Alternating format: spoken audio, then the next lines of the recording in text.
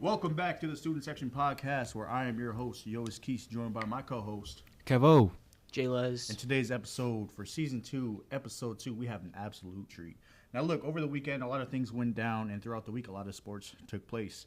Number one was the AFC and NFC championship in the NFL. A lot of news and dilemmas regarding it. Kevo, talk to me. What happened? What did you see? Well, what I saw, the Seahawks battled it against the Rams. That was, honestly, for me, it might be a hot take. I thought that could have been a good Super Bowl contender. Yeah. I wasn't very amused with the game earlier with the Broncos and the Bills. The Broncos and the Patriots. Yeah, my bad. But, no, I saw this one, and this one was like a battle to the wire. High-scoring game. I know a lot of people like to see that. So that's very, awesome to see. Both quarterbacks threw over 300-plus yards. That's very impressive for both of them, for their teams that they have. They have stacked receivers and running plays that they have. But JSN balled out with the Seahawks. What I just saw is he has 153 receiving yards. Yeah. So that was, JSN things doing. Number one receiver things, bro. Yeah, exactly. So he's just been balling out when they need him the most. So he's not shying away. But that's also the same thing with the Rams. Puka Nacua and Devontae Adams both coming back and also balling out when they need to. Unfortunately, the punt returner dropped the ball twice. He had a little struggle in the first punt return, but he saved himself. But the second time, I think the pressure got to him and he just dropped, and that kind of just cost him the game for the Rams. But I predicted the Seahawks would have won, and I also predicted the Patriots would have won. So I guess I was 2 for 2 on that. But yeah, the Seahawks did have a good battle, but the Rams also did too. I kind of feel a little bad for Matthew Stafford and Devontae Adams. I know a lot of people wanted Devontae Adams to win a ring and Matthew Stafford because he's having an MVP season. But, Sam Darnold and JSN and Kenneth Walker all have been balling out when they need to. Yeah, they got a very explosive offense, to say, right? JSN, Kenneth Walker, Sam Darnold. I mean, they got some guys and some dogs. As a Broncos fan, I wanted it to be the Broncos versus the Seahawks. I needed that lick back, that get back from what happened in, 2013 when we got blown out. But shout out to the Seahawks, man. And JSN, oh, my God, that guy is on a tear. He's averaging almost 100 yards almost every game. I know he was on record to break Calvin Johnson's record, but I don't think he didn't. Yeah, I don't think he did it. But I mean, I kind of was asking myself, during the game, watching those two offenses go at it, if you're starting a franchise and you had to pick up one receiver, would you pick up JSN or would you pick up Puka? Who would you rather take? I'm taking JSN. I just think he's more agile as a player. I think he's just more flexible as a guy. I would rely more on him as a quarterback, but Puka Nacua is also, has his great burst of moments too. So, but I like the way JSN plays, and he just has amazing plays. Same with a one-handed catch, which is amazing to see as a highlight reel. But I would choose JSN. What'd you see, Jacob? Oh, I saw my predictions go exactly how I predicted. You got to run the tapes back on that. Yeah. For everyone, I apologize to you on air. I thought it was going to go a different way, and it didn't. So, bow down, say I'm sorry to Jacob. He predicted everything right. My bad. Yeah. I was trying to be an unbiased Broncos fan. I thought the Patriots were going to win. Still have belief that we could pull it out. Next year, we going all the way. I don't care who it is. Bo Nix did not play. You think I was going to give you that? No. Bo Nix come back. We ready to back. My bad. Go ahead. Like I was saying, I was 100% correct with my prediction. I said I don't believe in Jarrett Stidham. I said he's going to have one fumble and one interception. And what happened? It happened. It happened. Like you said. So Drake May, again, doesn't play like the MVP level he's been playing all season, but they get the job done once again. He's really got to turn it up in the Super Bowl for them to have a chance. So honestly, I don't know where you guys stand on this. I think the Broncos beat themselves more than the Patriots actually beat us. Oh, for sure. They should have won the game. Yeah. They went for fourth and one early when they were up 7-0. Should have took the points. Should have kicked the field goal. In hindsight, yeah, because then the weather gets bad. And then you got to get really close to be able to kick a field goal, obviously. They missed a 45-yarder in those harsh conditions. It was actually blocked by a Patriots practice squad player. They just got called up for the game. So that was a pretty cool moment for that guy. I can't remember his name off the top of my head. Yeah. But, Yeah, so they block a field goal. Willets also misses a 45-yarder before halftime. So, yeah. Can I also ask you guys, like, the 4th and 1 play, they went for it, right? Yeah. But I spoke to someone that's also a Broncos fan in one of my classes. They said they agree going for it, but they just didn't agree with Sean Payton's play call that he I also that agree he with made. that. Yeah, What do you guys so think? as a head coach, there's a lot going on during the game, and you have a headset on from the people upstairs, your offensive coordinators, and they're telling you about all these analytics. Hey, the stats say this, the analytics say this, and I think we should have took the points. However, going for it would have been good too, because I believe if we go for it and we get the first down, we score, we go 14 up, right? That's hard for the Patriots to come back on. But I think the analytics are saying go for it because you have a guy like Bo Nix who's mobile, can get out of the pocket, create some type of play to say, hey, we can do it. Jared Stidham hasn't thrown a pass in, 2 years? So I don't know what necessarily is the right call. I think if you have Bo Nix, you go for it. But since you have a backup quarterback starting in one of the biggest games of his lifetime and one of the biggest games in the past, 10 years for the Broncos, I think you take the points because in the playoffs, points are hard to come by for sure. Like you said, I like going for it in that scenario. In hindsight, obviously they shouldn't have went for it. They should have just kicked it, just because it would have been easy 3 points. They would have been tied, went to overtime, yada yada yada. But I don't know why we're even passing it in that point. It's 4th and 1. Get under center. Everybody's doing the tush push nowadays. Why can't we just do that? I don't understand. Yeah, that. you got a big guy up there, Quinn Miners, Pro Bowler. Sneak up and behind him. Jared Stidham's not little either. He's a big guy too. So he can just get under center. He knows the offense. He's not like he's going to fumble the ball or mishandle the snap or anything. He can just get under center and just sneak it for a yard. Yeah. And then they have a new set of downs, and then they probably score, like you said, 14-0. So I don't mind them going for it, but I also don't like the play call. Yeah, very unfortunate for Broncos fans. But, I'm happy to see where this team is at. I'm excited to see what they're going to do in free agency. Seen a couple press conferences saying that they're going to be optimistically aggressive. So I want to see who they get because we need a wide receiver 1. We need a running back 2 because I just don't believe R.J. Harvey is it. But I'm just excited what they're going to do in the offseason. But kind of switching back over to the NFC side, I want to talk about that catch by JSN. One-handed, in stride. Looked like they practiced it a bunch of times. Bro, who wants to take it? Because that catch was spectacular. I saw that, and I thought it was just like, this is going to be a highlight reel for sure. But like I said earlier, this is JSN doing JSN things. There's just something you could expect for him to do. Maybe he might not want to do it quite often, one-handed catches, but especially during the playoffs. I think this is a bold scene to do that.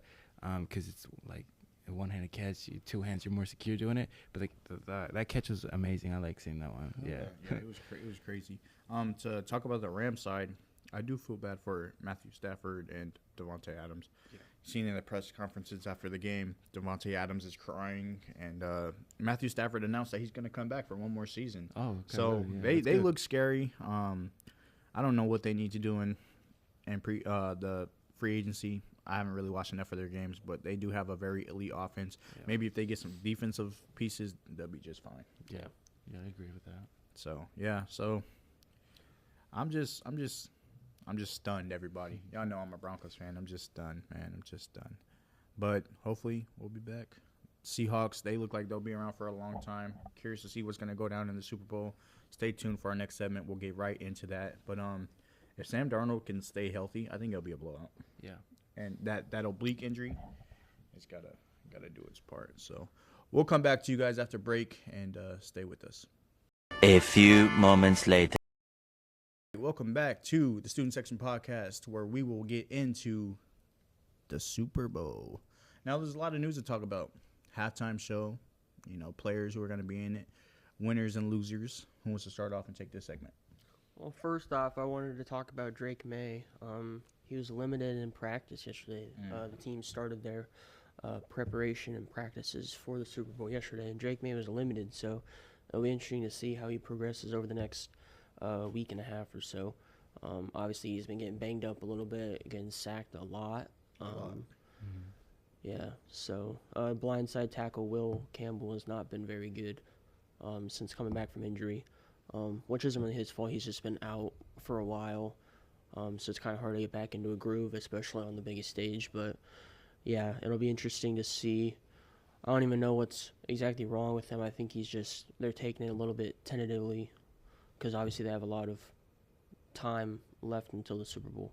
Yeah. So they can just wait it out a little bit and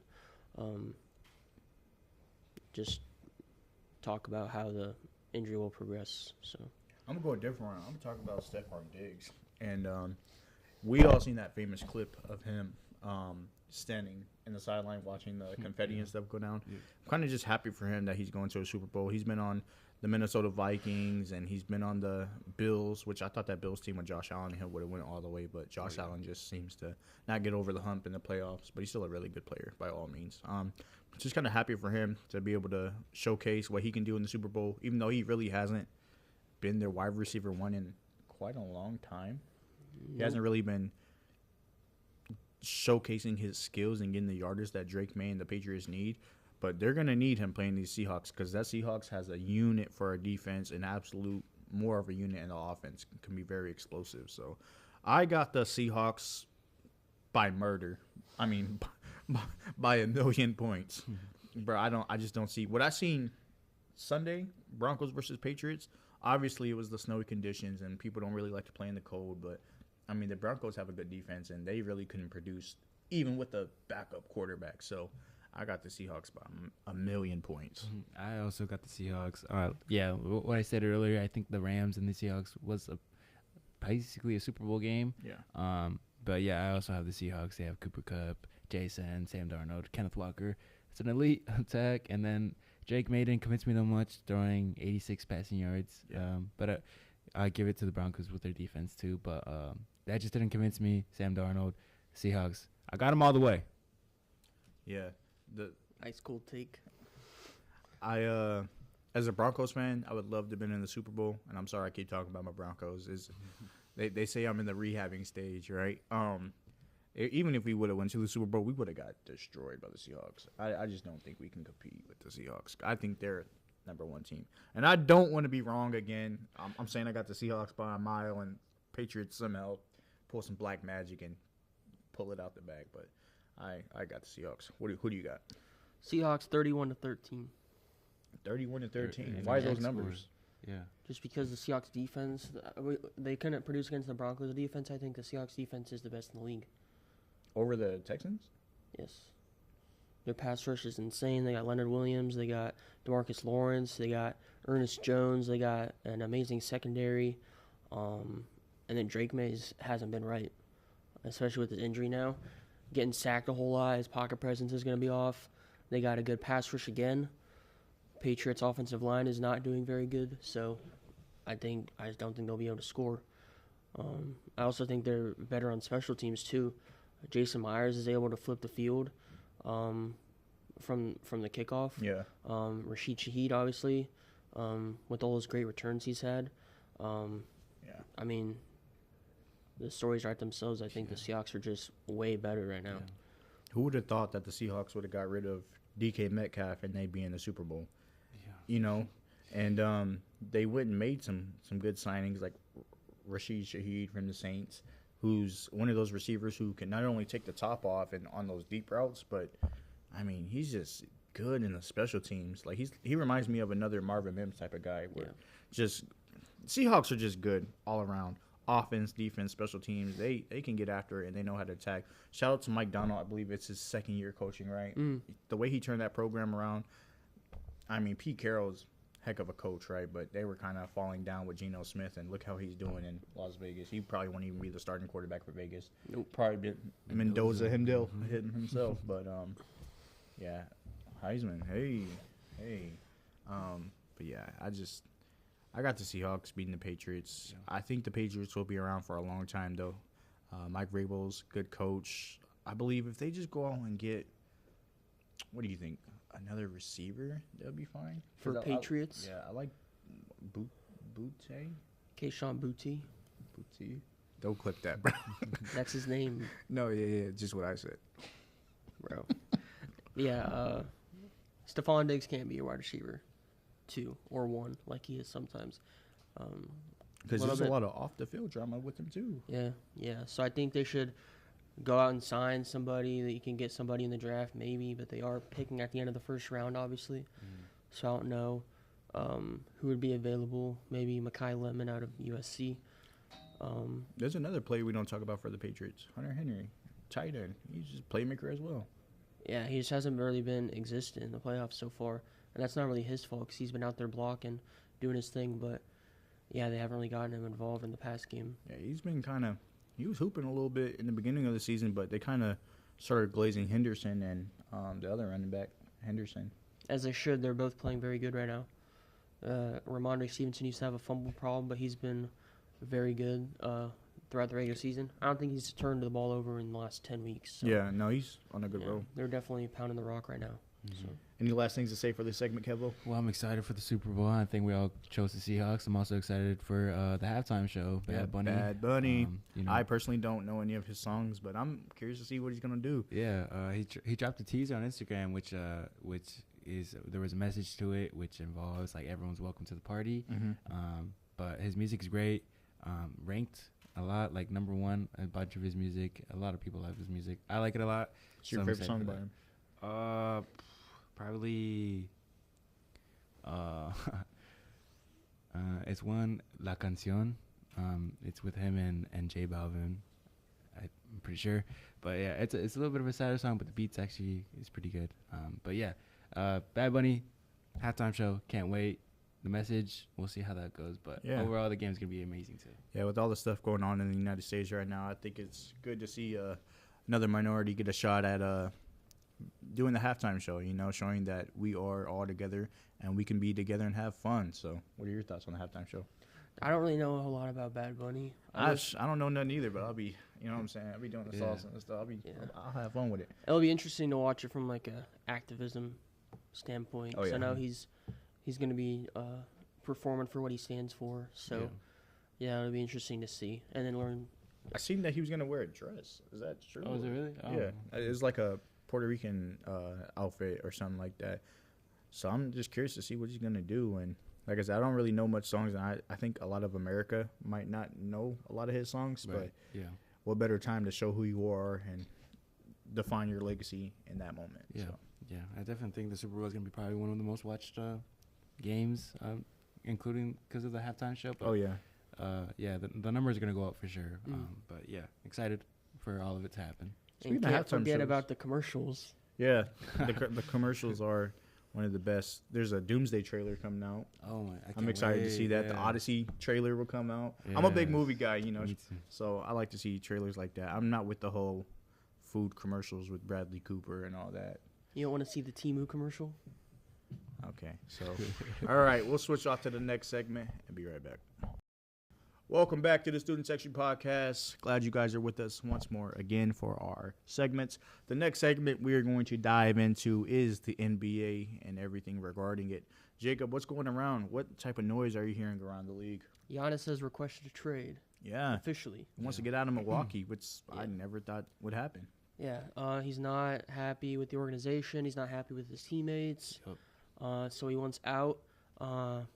First off, I think your Warriors are probably the favorites to get him. Warriors!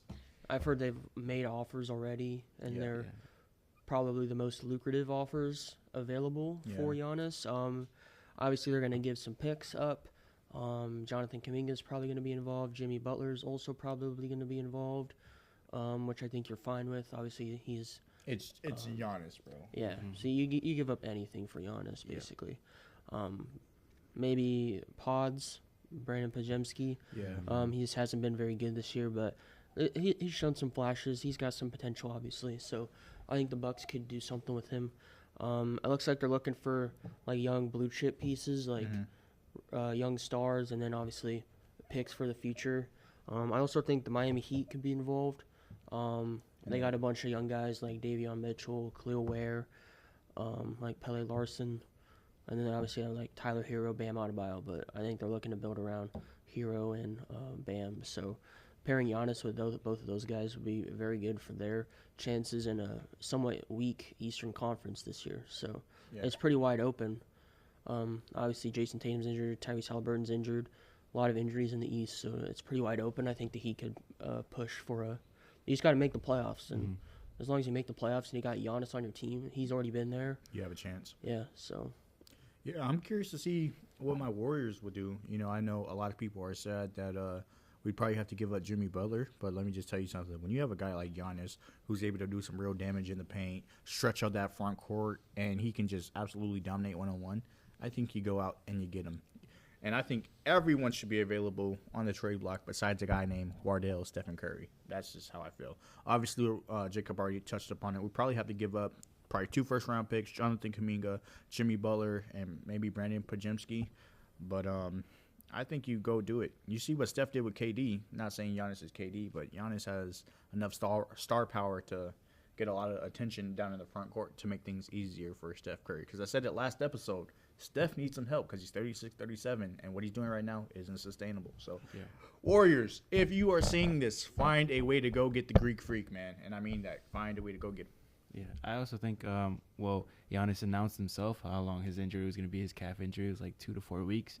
That's kind of just, he announced it himself as a player. You usually just see the injury reports come out later, but he announced it, I think, right after he got hurt. That's a little bit of a risk take as a player because you don't know exactly how long you'll be out. But yeah, they're looking to trade him by the trade deadline or by the off season. Yeah, and I already heard like there's aggressive talks about Giannis. There's still also OKC and the Spurs. They still have a bunch of picks, a bunch of talent. If I were to see the OKC go for it, I could see them doing like Cason Wallace, maybe Alex Caruso, and then they still have a bunch of first round picks that would help, and just getting Giannis and OKC would be deadly as well. For the Spurs, I think I'm favorited to see him going for the Spurs. Giannis and Wemby would be absolutely insane. But they also have Stephon Castle they can get rid of, De'Aaron Fox, a bunch of first-round picks, Harrison Barnes, and all that. But seeing Wemby with Giannis will be scary. Yeah, especially in a stacked Western Conference. So if Giannis goes to the Western, it's stacked. Another Western team that I don't know if they would be able to get him, but if they did, it would be scary, would be the Lakers. I think you probably give up some first-round picks, maybe AR-15. But they would be stacked. Dalton Connect. Trade him again and then bring him back. Yeah. He's been hooping, though. He also requested trade. Dalton Connect? Yeah. I mean, about time. He went into the front office and requested trade. Like, get me out of here. Yeah. Because they don't want him, obviously. They're trying to trade him last year, and then everything fell through. I think he would have fit in with Charlotte right now. He would have. Yeah. Because they're balling. So I do like the Spurs fit, though, for Giannis. Yeah. Although they're probably going to have to give up a lot. Stephon Castle for sure, and he's probably one of their best players. I would say he's their second best player right now, behind Wemby, obviously. Yeah. About the Thunder, I don't even know if he would fit in with the Thunder. Because you got Chet, or you think they'd give up Chet? They wouldn't give up Chet. They would maybe Hartenstein. They would give up. No, I think they would give up, like you say, Cason Wallace, AJ Mitchell maybe, Aaron Wiggins maybe. Yeah. Caruso is probably for sure in there, and then picks, obviously. They have a lot of those, but when you got a ball hog like Shea, and that's not a bad thing either. Like he's a baller, but when you got him and then you have Giannis who also wants the ball, I don't know if those two can mix. Like we've seen some super teams just not be able to mesh with each other. Like the Sixers when they had Embiid and Harden, the Nets when they had Harden, Durant, and Kyrie Irving. I see a common factor there. Yeah, so. Yeah. Harden's good, by the way. Yeah, Harden is good, but he just demands the ball a lot. Speaking of other NBA news, All-Star Weekend is right around the corner. Three-point contest I've seen is going to be Concaniple versus Steph Curry. Steph's probably going to torch him. Concaniple's from Duke, my favorite college, if anyone. Drew's an Ohio State fan, by the way. So, look, let me break it down, okay? Ohio State for college football, Denver Broncos for pro football, Rockies fan, Warriors fan, and then for college basketball, I got Duke. Can you name one Rockies player, please? My favorite one growing up was Carlos Gonzalez, but he left after a while. Then I kind of like Nolan Arenado. He was gone for a while. Right now, I don't think I have a favorite Rockies player right now. Or you said just to name one? Yeah. Blackman. All the current players are bad, so. Is that ball knowledge? Surface level. Surface level ball knowledge. Yeah. All-time hits leader in Rockies history. Every sports team in Denver right now is good. The Avalanche, good. The Broncos, good. The Nuggets, good. The Rockies were the sacrifice. They were the sacrifice. Yeah, they were the sacrifice. So, any other news you guys want to talk about with the All-Star game, NBA? I wanted to talk about how the Sixers are serious contenders. And I'm not trying to be biased either. No, I think they are serious contenders. I I don't think they are. You don't think they No, are? I don't think they are. Hey, let me know why, bro. I just don't see. You have Embiid, who's still fighting injury, going Never on get and you a ring, off, bro. Is he fighting injury, though? or maybe just sitting. This past weekend, he played 40 minutes in back-to-back games. Yeah, Back-to-back. but you're gonna see him play 3 consecutive games, 4 consecutive games. He's ramping up, bro. For once this season. Yeah. Now, because he has backup of VJ and Tyrese Maxey. Yeah. Why now? Everybody's complimenting each other. Paul George is playing good. He hit 9 threes the other day. 9 threes from Oh Paul my George. gosh! Are you 9 serious? threes from PT. Like, that's insane. He's turning back the clock. No, he's not. Yes, he is. No, he's not. He's averaging 16 a game. And Turning back Embiid's the averaging clock to 25 a pandemic game. Maxey's obviously an all-star starter. He's averaging almost 30. So, I mean, they got VJ Edgecombe. They got Quentin Grimes off the bench. Jared McCain's playing good now. He scored 15-plus in 2 straight. Bro, what is your face, bro? I don't believe it, bro. Look, if we were to put, all right, say we're in my Timberwolves, right? I think my Timberwolves take you guys. Honestly, I agree with them. I mean, we're East contenders, right? The Yeah. East is weak. It is really weak. I don't even know if the Pistons are really that good. They have the best record by a landslide. Yeah. But same with the Knicks. is it or the sustainable? Celtics. The Knicks are probably the favorite. But I would put the Sixers at like third. I would put Knicks, then Celtics, then the Sixers, if I'm being honest. At our full strength, we're a top 3 team in the East for sure. Well, Not better than the Knicks and not better than the Celtics if they get back Jason Tatum. Which they will be. Yeah. Yeah. The Timberwolves right now, we're 6th in the Western Conference. We're not even at the top. So I just think if the Timberwolves would go in the Eastern Conference, I think we're taking the Eastern. But I just think my Timberwolves will take your 76ers, bro. Bro, that wasn't even the argument, bro. I said we're Eastern Conference contenders. Well, I was going back to what I was just saying earlier. I just don't believe, like, the Timberwolves are 6th right now. We're not even at the top with, you still have OKC, you still have the Spurs, Houston, Nuggets. We're not at the top. We're like, we're still in playoffs. They're in but the like, middle. yeah. But he's better than you, buddy. Exactly. Are you, though? Huh? Are they, though? If we can go starting 5 for starting 5 Ooh. and bench for bench, I know we will take you on. Do it. Who has a better point guard? Anthony Edwards. No, is he shooting guard? Yeah, I thought he was a shooting Yeah, guard. he's All right, shooting guard. Maxey. Yeah, because we have Mike. Shooting guard, we have VJ we have Edgecombe. Dante. No. VJ Anthony Edgecombe. Edwards clears BJ, yeah, bro. yes. All right, 1-1. Small forward. Is ours Julius Randle would be Julius Randle. I'll give you Randall. Okay. 2 for 1. Who's your guys'? Kelly Oubre. Oh, 2 for 1. He's been balling too, bro. He just came back from injury. He's scored 20-plus in 2 straight games. So, yeah. Actually, wait, hold on. It would be Jaden McDaniels. So I'll still take Jaden McDaniels. Yeah, No, Kelly Oubre's better than No, Jaden McDaniels. defensively, no. Yes, he is. Maybe Bro. I'm talking to No. girls, but not at basketball. He's tough, bro. He's tough, bro. You're falling for his looks, not his plays, bro. Oh. Yo.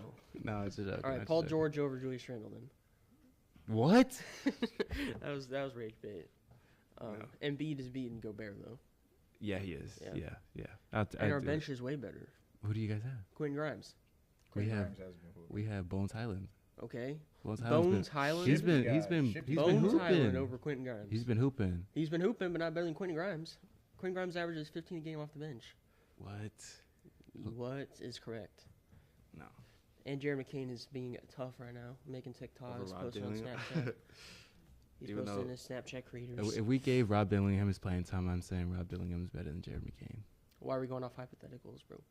But he would be 100%. Would be. If Maybe. we gave him playing time, that's just on our fault. We're not giving him playing time. He won't even be on the team by the trade deadline. I think he will be He's going to get traded. if we make any. I agree with Kevo. I think the Wolves would take the 76ers. But we're East contenders. I do think you guys are East contenders. I give you that. I do think you guys could beat the Pistons, but I don't think you guys could beat A the. full healthy team, yeah, I think so. I don't think you guys are beating the Knicks right now, but I think you guys are on your way. We'll see. I think you guys are on your way. To the top. All right. Well, for our next segment, we're getting into soccer. Yes. So last night was a chaotic end to the Champions League.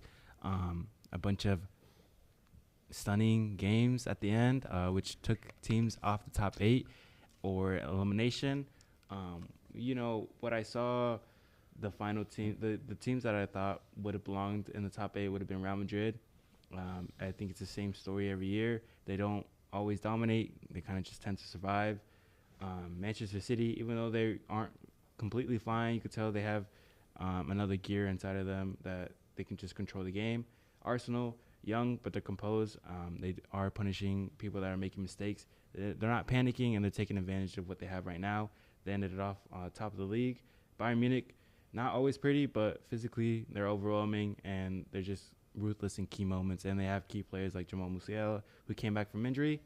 Barcelona, it hurts, but it's true that they are inconsistent. But when they're healthy, I think they can control a match whenever they want. PSG, a little bit less chaotic from what they were last season. They're still a little bit flawed, but they're a little bit more balanced. Inter Milan, one of the finalists last year. They're quietly one of the most solid teams, which I don't like, but they did get dropped down from the top 8. A little bit more tactically disciplined, but they just dropped down. They beat Dortmund in a good match. Atletico Madrid, who I thought would have been in the top 8, not really flashy, but they can be just someone irritating to play against. They do have some scrappy results that they do fight through sometimes. But I want to talk about Real Madrid, who lost 4-2 yesterday against Benfica. That's just another successful hate watch. We just love seeing them lose. That, huh? Yeah.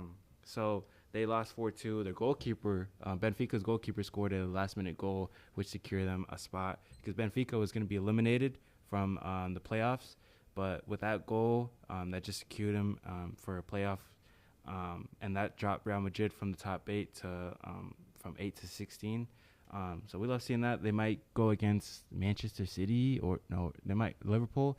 They might go against a top team eventually. So they're getting knocked out early. We'll love to see that always. Barcelona, they won yesterday 4-1 against Copenhagen. Now that secured them from 9th to 5th. So they're secured in the playoffs. We might have to go against the reigning champions PSG, depending on what the draws go. But I'm confident once we get a little bit healthy again, because we lost a key midfielder, Pedri. But I think when we're fully healthy, we can take control of a match whenever we want. We did that against Real Madrid. We've done it against other top teams before. But they're good right now. I see them going far. Finals, I have hope, but I'm not super convinced because they're inconsistent. But I see Arsenal taking it finally, for once, for all the people that watch football, that they're not going to bottle the lead that they have. Usually they end up on first, then they start tanking in a couple games, and then the other teams take advantage of that, and then they bottle with the first place that they have, so they weren't so secure anymore. Mm-hmm. But right now, they're taking advantage of it. They're solid, so I can see them going a little bit further. PSG, the reigning champions, are in the playoffs. They tied yesterday, I believe, but they're no longer in the top 8. They're secure. They had to go to the playoffs again. Yeah, they had tied against Newcastle, who's in the Premier League, who's not doing so bad, but as reigning champions, you kind of just see them dominating. So PSG is not. They're a little bit less chaotic from what they were last season, but they still have a balanced team. They still can make it far. I also want to talk about Inter Milan. I was hoping Inter Milan could have beat Dortmund, or I was hoping Dortmund could beat Inter Milan for our chances as a Barcelona fan looking at it, because yesterday was all about numbers, about who wins and who doesn't win. Goal differences matter in the last game. So it was a chaotic last games. I was confident my team won Barcelona. We were down 1-0 in the beginning, but we made up for it. And now we're doing fine, but a bunch of teams fought at the end. So it's amazing to see how the Champions League has finished off right now. We'll just see how it goes. They still got to make the draws. So that's going to be even more intense because you can see big teams going against another big teams, and it's just the first round of the playoffs. So there's still a lot to fight for. There's still a lot of competition. So I can't wait for that. All right. Well, that is all the time we have for today's episode. I just want to say thank you guys for watching. We'll be back next Thursday with a new episode. Thank you very much. See you guys later. Thank you. Like, comment, and subscribe.